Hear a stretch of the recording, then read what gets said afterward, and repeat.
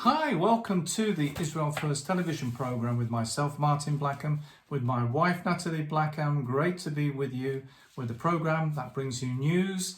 We bring you behind the scenes and we give you a few things that the mainstream media are not necessarily telling you. And Nathalie, we are in the midst of the Gaza war. The Iran war seems to be a ceasefire of sorts, although we still have air raid sirens, and the Lebanon war, we are still in that, but we don't know really where that is. So we are in a quiet time, I would say, in the middle of all of this. It is the summer and we're coming up to the big day. What is that, Nathalie, we're coming up to? 9 of Av. The 9th of Av, which is a very important day. Memorial Day. It's a very difficult day because it's a day of disasters for the Jewish people. So it's not a good day, but it's an important day.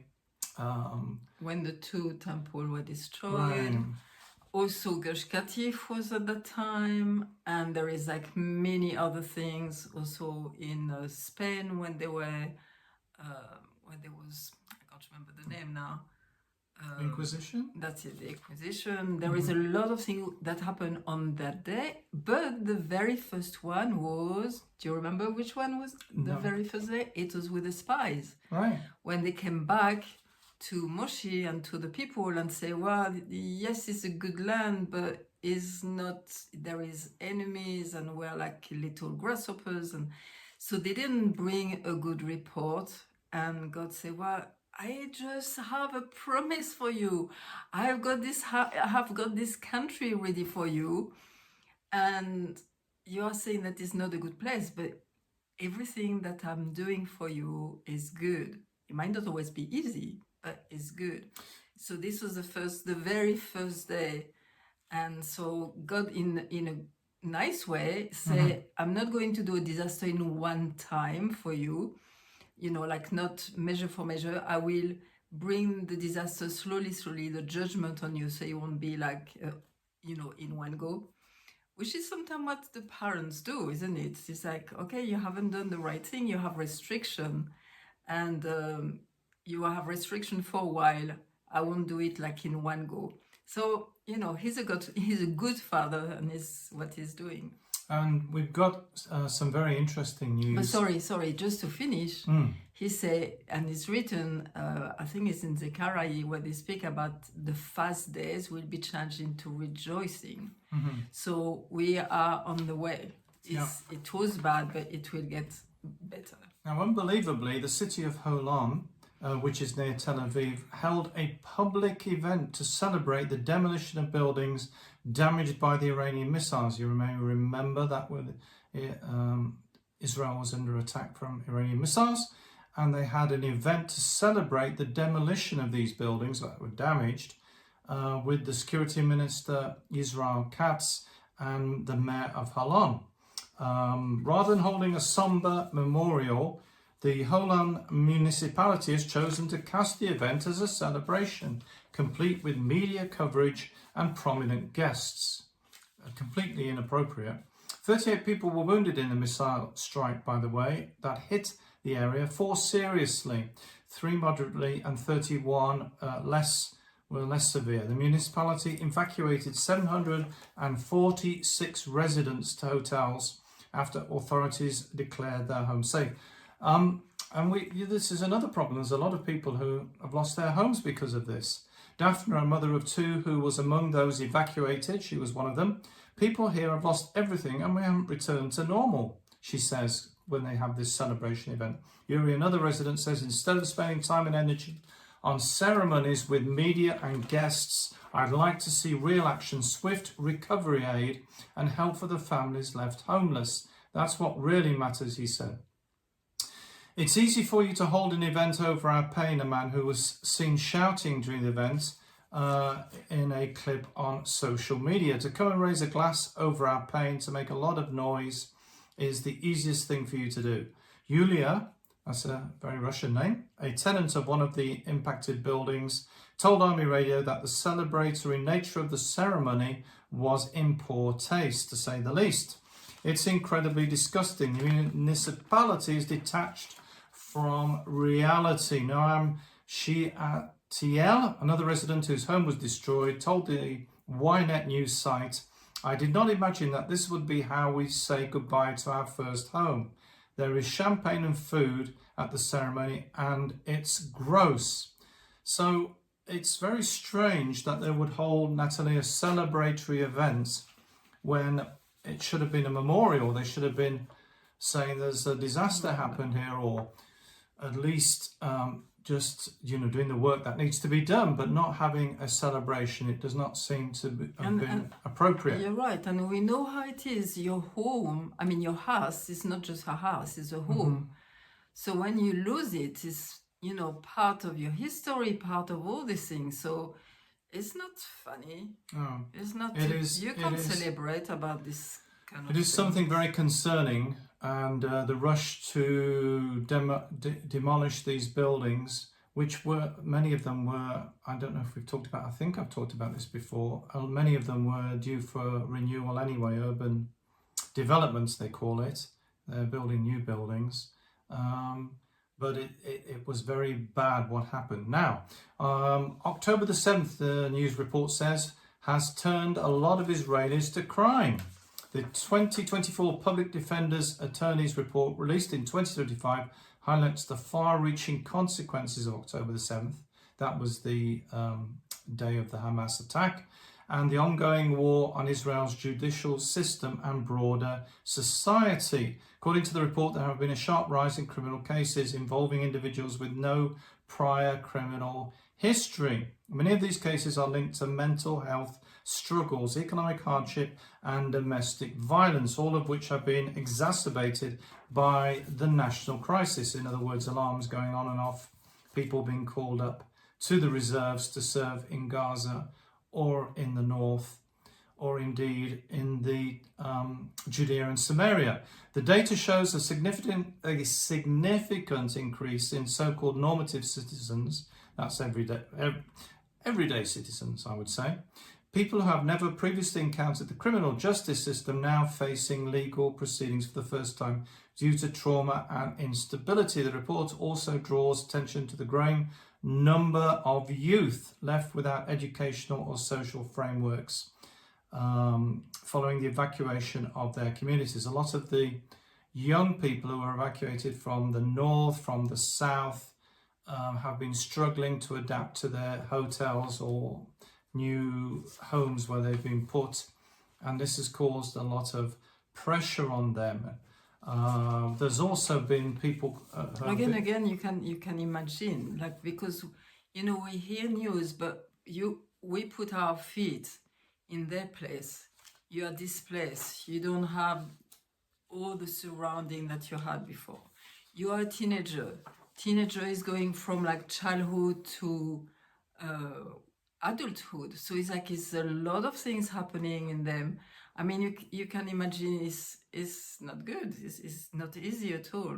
Now, the Port of Eilat has shut down permanently, not on a temporary basis or for a few weeks or for the summer holidays. They have shut down permanently after the Houthi attacks have crippled the operations of the port. Israel's Port of Eilat, a critical Red Sea trade hub, has permanently ceased operations this month due to the Houthi naval blockade and mounting debts exacerbated by the economic fallout from October the 7th. Established in 1952, remember 1948 was the birth of the nation of Israel, so just 4 years after the birth, and operational since 1957, the port located at the northern tip of the Gulf of Aqaba near Jordan, Egypt, has been Israel's gateway for trade with Asia, East Africa and Australia, handling 50% of the nation's vehicle imports and exporting potash and phosphates for Israel Chemicals Limited. Since 2023, the Iran-backed Houthi rebels in Yemen have targeted Israel-linked ships in the Red Sea, forcing major lines like Maersk and Hapag-Lloyd to reroute vessels around Africa's Cape of Good Hope, adding 2 to 4 weeks and up to $1 million per voyaging costs. A September 2024 Houthi drone attack on the port killed 2 people, further exacerbating the problem there. Vehicle imports dropped from 150,000 cars in 2023 to 0 in 2024, after major car importers shifted their operations entirely to the Mediterranean ports of Ashdod and Haifa. Eilat, for those of you who don't know, is in the very south of Israel. It's not so easy to get to. It's quite a long road journey. There is buses that go there, and there was previously flights there. I guess those have recommenced. It's difficult to know what's working and what's not working, but there were flights from Ben Gurion you could take to Eilat, and there were and it depends on the port. There's a lot of people's jobs. But like to say, it's very south, so it's like all Japan, all these places who are importing cars will go obviously to Eilat and not the other side, because it's much more like miles to do, kilometers. Right. And you know, Eilat isn't close to anything really. It's if you have a look at your computer and your maps afterwards, you'll see that Eilat is pretty much by itself in the south of Israel, and there isn't so much around it. It does have Egypt. It is a border with Egypt, an important border, and Jordan, so you can travel both ways from Jordan and Egypt into Israel, or the other way. Although many people don't do that, they come through Ben Gurion. And you know, it's it's on the Red Sea, so there's a lot of hotels, tourism, etc. But this is a major blow for the city, because that was one of the major employers, not having so much else. And this is a serious thing for the south of Israel. You know, they're trying to build up the cities of Israel, and unfortunately, with the closure of the port, it means a bit of a blow to the south of Israel. So that's a shame, but and I think it's maybe not so strategic, because you know, the ports are a nation's lifeline, and they've now gone down from 3 ports to 2 ports, and both on the same side. And I'm not sure it's such a good idea for that to have been closed. I know in some countries the government would have stepped in to prevent that for security reasons, but they haven't done it here, and sadly it's now closed. Well, one of the things we've talked about before is the cost of living in Israel has gone up, and the price of everything is going up. Well, one of the things that Israelis are resorting to is entering Palestinian towns looking for deals on goods and services. Well, you say, well, what's wrong with that? Well, first of all, it's illegal. They're not allowed to, for safety purposes, for security purposes, after terrorist incidents have happened. That's it, and they can be kidnapped or things. Right, they can be kidnapped or murdered. So, which has happened, and you know, it's just or even lynched. Right, which it's just not recommended or safe. But Israelis are desperate, and there's a lot of, you know, reasons why they would go somewhere if it's much cheaper, particularly for cars, to garages. They go Israelis. Machinery and shopping. If there's a supermarket and the things are cheaper than an Israeli supermarket. By the way, the tax system in the Palestinian towns is a bit unusual as well. I'm not really sure how that works. But anyway, the security officials are warning of a growing trend of Jewish Israeli civilians illegally entering, because they can't enter, Palestinian cities, particularly Tulkarm and Kalilia, driven by a false sense of security and rising prices in Israel, the cost of living. By the way, usually when you come to a Palestinian town or village, you'll see a red notice at the entrance from the Israeli road, and it warns you that you shouldn't go there. There is the system of area A, B and C. A is Arab. A is under the Palestinian Authority, B is kind of under both, and C is under Israeli jurisdiction. But anyway, Israeli citizens are desperate and are going into these different cities to do their shopping due to a false sense of security. The security people are saying, and by the way, it can mean that you're arrested. So I guess that's not a good thing either. You were talking about those turning to crime. You would then, I guess, Might be part of it too.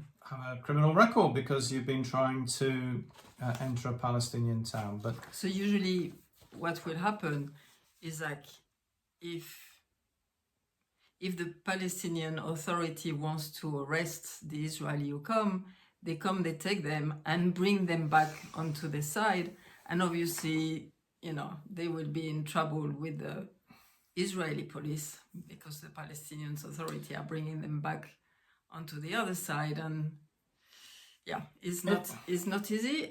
But I understand because we saw some people doing that because there is no taxes in the Palestinian Authority territories. Right. So it means that because here in Israel we have very heavy taxes, so it means that if you want to buy a car or if you want to buy, I don't know if you can really do something with a car, but like even everything like kitchenware, I don't know, a lot of things and food is much cheaper.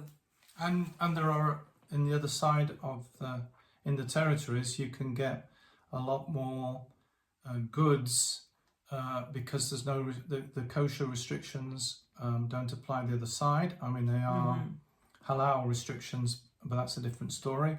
But there are a lot of goods that are available and food products that are available the other side. It's a bit like French people going into the German side and go to do the shopping. I know that they do that because it's cheaper and they come back home. It's the same, but it's not exactly the same. Right. Because it's not two European countries. So. Right. It's and we're talking about a different culture, yes. A different mentality. These are Arab areas. And sometimes people might be happy that you do it. Because it's more trade for them. So they obviously, I'm sure that some are happy about that. But at the same time, it's very risky and But it's not unusual, and indeed, Israelis do go into the Palestinian area. For example, we interviewed Dr. Glick from Efrat, who is a physician, a doctor who's opened a new medical center in Efrat, and he goes into Palestinian Arab villages and towns to help. Yeah, to help, not to buy. No. Well, I mean, I don't know. Maybe he does his shopping as well. I don't think so. But the point is that there is a bit of movement, but it's two cultures, and they don't always mix, and it's something you do need to be aware of. Now, if you're a tourist here, you can go in, but again, you do need to be aware that you're in a very different environment than Israel. The Arab towns are very different, particularly the Palestinian Arab towns, and you do need to be aware of that. Now, Nathalie, you have some encouraging things for us and some things to share with us. Yes. We particularly need that if we're coming up to the 9th of Av. We want to hear, what have you got for us for this program? Yeah, we spoke a bit about the 9th of Av, but I think also is we all know, we can see that we are coming into this end of days, the end of this period of humanity. And, we spoke many times, it's like 6,000 millennium. And on the calendar, on the Hebrew calendar, it's like 5785 now. 5785, yes, right. And so when we'll go into the 6th millennium, in the 7th millennium, is like Shabbat, which is so much, God gave us some very good tool to see. You have the first day, 1, 2, 3, 4, 5, 6, then you have Shabbat, and Shabbat is there, and Shabbat is peace, and Shabbat is rest, and Shabbat is to be and not to do or being a doer, but like being a human being. And I think when you look, and it's going back to the Garden of Eden. Okay, it's also something that we lost with the Etz, with the tree of knowledge of good and evil. We lost so many things, and God has a plan to bring us back into this Garden of Eden, Gan Eden, we say in Hebrew, and which is beautiful, and it will be much more than whatever we expect. So we are always learning about that.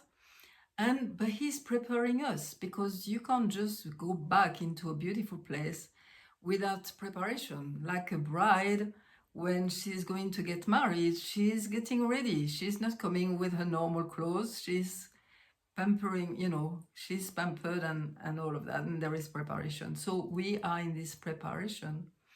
And sometimes it's nice preparation, and sometimes it's a bit tough. So today I wanted to read a bit about Malachi. How do you say in English? Malachi? Malachi, thank you. And I know more the Hebrew name now for that, and I forgot the English one. So this is what he said in Malachi chapter 3. Look, and I'm sending my messenger to clear the way before me, and the Lord whom you seek will suddenly come to his temple. Oh, there is our temple again. Yes, the messenger of the covenant, in whom you take such delight. Look, here he comes, said Adonai Tsevaot, the God of the army. Very interesting. When you read Adonai Tsevaot, the God of the army, is very often for the end of the days. Very interesting. He is coming with his army. He's coming with his chariots. Okay? But who can endure the day when he comes? You see, we need to be prepared for that. Who can stand when he appears? For he will be like a refiner's fire, like the soap maker's lyre. He will sit testing and purifying the silver. He will purify the son of Levi, refining them like gold and silver. So this is interesting, because I was reading a story, and there was some ladies who were doing a Bible study, and they were like, wow, what is exactly the refiner man? What is he doing with the silver? So they were asking him, and so this is what they were saying. First of all, they put they put the silver in the hottest place in the fire, okay? Not on the side where it's a bit, no, in the hottest place. So we are right now, all around the world, the fire is getting higher, okay? And we can all, in different ways, in different manners, in different countries, and Israel is the center of the world. So here, I tell you, it's hot. You can feel the refiner's fire here. Refiner's fire. So we're in the middle of the fire, okay, in the hottest place. What does he do also? He sits in front of the fire. So the refiner, he's with us. He's not far away. He's with us, and he's looking. He's doing his job. And his job is to refine the silver. Okay. And what does he do? He keep his eyes on it, because he doesn't want to damage the silver. He doesn't want to destroy it. He wants to refine it. Okay? So we need to know we have a good God all the time. And sometimes when we're in the hottest place, we're like, wow, what are you doing? No, he knows, and he always do the best for us. It's the same again when we spoke many times about a lady in labor. It's painful, but after you forget all about it. And we are going to be the same. When we are coming into the millennium, it will be like, oh, yeah, we just needed to have that, because we couldn't go from one level to that amazing level without passing by this refiner fire. So, because he doesn't want the silver to be damaged, okay? And after the lady was saying, but how do you know that is the right time? How do you know that is the time to stop and the refining is done? He said, this is when I can't see my face. in the silver. Wow. Yeah, amazing. So when he can see us, when he can see his image in us, he said, that's it, I've done my job. Absolutely. Amazing. Absolutely amazing. And this is what we're going through, the testing, the preparation, the labour pains, labour pangs. The Bible says that we're getting ready for Messiah, his coming. So we're all in this kind of stage, all in it.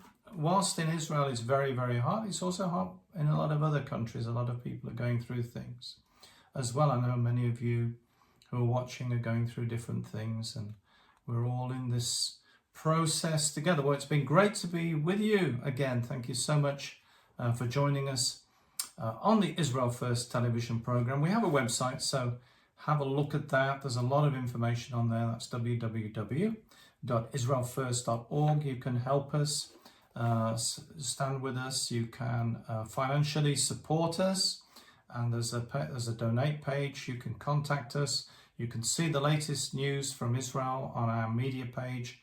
Just go to Israel News and you'll see an up-to-date thing, and it's on Substack. And you can subscribe to Substack as well and get it in your email. You can see the latest news from Israel. And so thank you to everyone who's standing with us and making this program possible. Remember, we're the program that looks at the land, the people, and the language.